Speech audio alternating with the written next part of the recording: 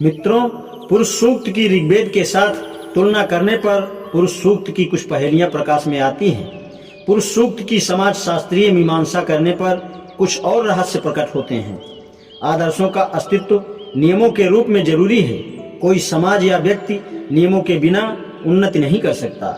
समय और परिस्थितियों के अनुसार नियमों में परिवर्तन होना चाहिए। अतः कोई नियम अस्थायी रूप से निश्चित नहीं है। नियमों के मूल्य का पुनर्मूल्यांकन करने की गुंजाइश रहनी चाहिए। नियमों का पुनर्मूल्यन तभी संभव है जब इन्हें पवित्रता का आवरण न दिया जाए। पवित्रता का आवरण मूल्यों की पुनरीक्षा में बाधा डालना है। एक बार की पवित्रता अस्थायी बन जाती है। पुरुष सूक्त ने इसी प्रकार चातुर्वर्ण की व्यवस्था को पवित्रता और विधि के विधान की संज्ञा देकर उसे अस्थायित्व प्रदान किया है। पुरुष सूक्त ने विशेष प्रकार की व्यवस्था को आलोचना से परे और अपरिवर्तनीय बनाकर इसे इतना पवित्र बनाकर अस्थायी क्यों बनाया? यह पुरुष सूक्त की पहली पहेली है जिसका उत्तर समाजशास्त्र का विद्यार्थी चाहता है। चातुर्वर्ण का सिद्धांत प्रतिपादित करने में पुरुष सूक्त ने दोहरी चाल चली है। प्रारंभ में वह भारतीय आर्य समुदाय की वर्ण व्यवस्था के अस्तित्व को वास्तविक और आदर्श रूप में प्रस्तुत करता है। यह धोखा है क्योंकि यह आदर्श वास्तविकता से अलग नहीं है।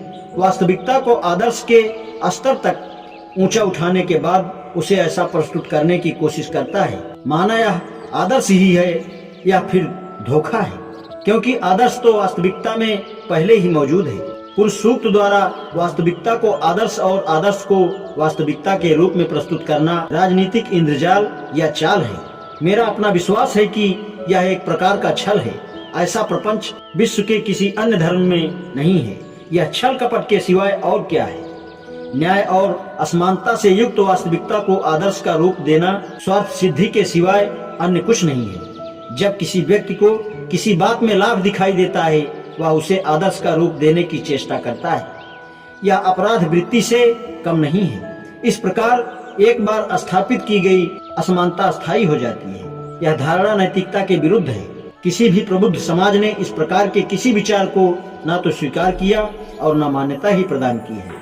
इसके विपरीत इतिहास साक्षी है कि आज तक व्यक्तियों और वर्गों के संबंध सुधार में जो प्रगति हुई है वह इस नैतिक सिद्धांत की मान्यता के कारण हुई है कि गलती से जो स्थापित हो गया वह कभी स्थापित नहीं होना चाहिए और उसकी पुनर्संरचना की जानी चाहिए। अतः इस दृष्टि से पुरुष सूक्त का सिद्धांत आशय से आपराधिक और परिणाम से विरोधी है।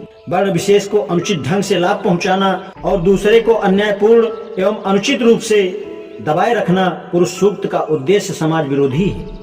यह दूसरी पहेली है।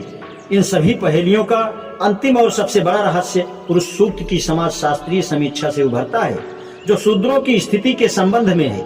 पुरुष सूक्त वर्णोत्पत्ति ईश्वर कृत बताता है। ऐसा सिद्धांत प्रतिपादित करना किसी भी धर्म दर्शन ने न्याय संगत नहीं माना। यह पुरुष सूक्त का सिद्धांत विचित्र है। अलग अलग वर्गों की उत्पत्ति विधाता के अलग अलग अंगों से होना तो और भी विचित्र बात है। शरीर के विभिन्न अंगों से विभिन्न वर्णों की उत्पत्ति का समीकरण संयोग मात्र नहीं है। यह जानबूझकर किया गया है। इस समीकरण की पृष्ठभूमि में छिपा मूल्य उद्देश्य दो समस्याओं, चार वर्णों के कार्य, आजीविका के साधन निश्चित करना तथा पहले निश्चित योजना के अंतर्गत चारों वर्णों को श्रेणीबद्ध करना है। विधाता के अलग अलग अंगों से विभिन्न वर्णों की उत्पत्ति का समीकरण करने से इस सूत्र से लाभ मिलता है।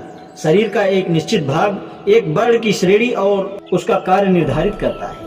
ब्राह्मण की उत्पत्ति विधाता के मुख से कही गई है। चूंकि मुख शरीर का सर्वोत्तम अंग है अतः ब्राह्मण चारों वर्गों में श्रेष्ठतम वर्ण बन गया है।